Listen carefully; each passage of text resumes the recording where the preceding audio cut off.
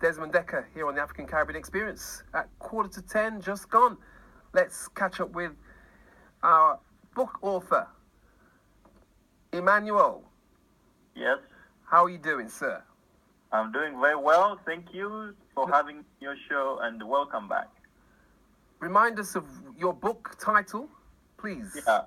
My book is called Beyond the Fourth Heritage, and it's a personal account on how we people who are born within the tribal, religious, and colonial heritage can transcend the limiting aspects of those three heritages. Okay, you got to rewind. You've lost me there. We people who are what? People who are born within a triple heritage of tribal, religious, and colonial influences. Tribal, religious, and colonial influences. All right, so Yeah. I was born in Derby of West Indian parents. So which one of those three should I tick? No, what I mean, we are born within those three. So you have the West Indian and maybe a Christian background, I don't know, but there could be a religious background. Okay, and then, yes, tick. Then British. Okay. We have a British influence. So what is it about that background that you've tried to flag up in the book? Yeah, several aspects, but the main one is that they are mindsets that come within a person's psychology when they identify dominantly with the first, the second, or the third heritage. And if you're coming from a background like mine, African, some of those identities are at conflicts. For example, if you want to take your religious heritage as the dominant one, there are aspects about it that get to be conflicted with the tribal heritage or even the Western heritage. Could that be equated to arguments in the mainstream about whether you can be a Muslim and British? Exactly. So with your African background, what things have you found conflict possibly with being British, for example, or living in England or elsewhere in the UK? Yeah, there are several.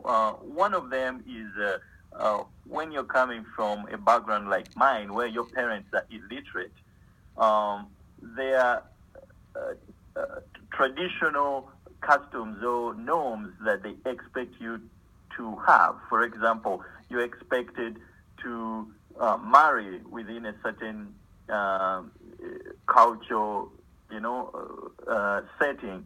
When you're in Britain, it's a free society, so you are at liberty to look at whichever person you could marry. There are other aspects of if you're born within a religious Islamic tradition in Africa and you come here, maybe the fact that in Britain people can eat pork and for you don't, you could find some conflict with where to buy food and what kind of food to buy. And from an African perspective, I purchased a book recently looking at philosophy from an African perspective because I'd recently done a philosophy degree, so that was looking at Western philosophy. Yeah. How different would you say African philosophy, as an example, is compared to Western philosophy? Are there a few things that you could identify? Yeah, one of them is African philosophy, and this you mean kind of the traditional, the one that hasn't been adulterated by religion or Western influence. It is largely based on humanism. And you've heard of South Africans call it Ubuntu. In my tribe in Uganda, we call it Ubuntu. And many African tribes have the same word which refers to that philosophy. So it's humanism, universal humanism. So when it comes to differentiating that from the Western view is very linear and very this or that. So it is not as holistic. So for example, within the Western philosophy, you know good and evil based on Christian or Western thinking. But in the African human universalism, you find that good and evil may be based on how the community is going to be affected. You've heard of, in terms of justice, Western philosophy of justice is punishing the offender. Well, in Africa, it's more about retribution, reward for the offended, the victim. Interesting. So what's the book called again? Remind us, please. Beyond the Fourth Heritage. Emmanuel, thank you very much for taking time. Give us your surname as well for those who are looking online to find it. It's Emmanuel Kirunda. That is Kirunda.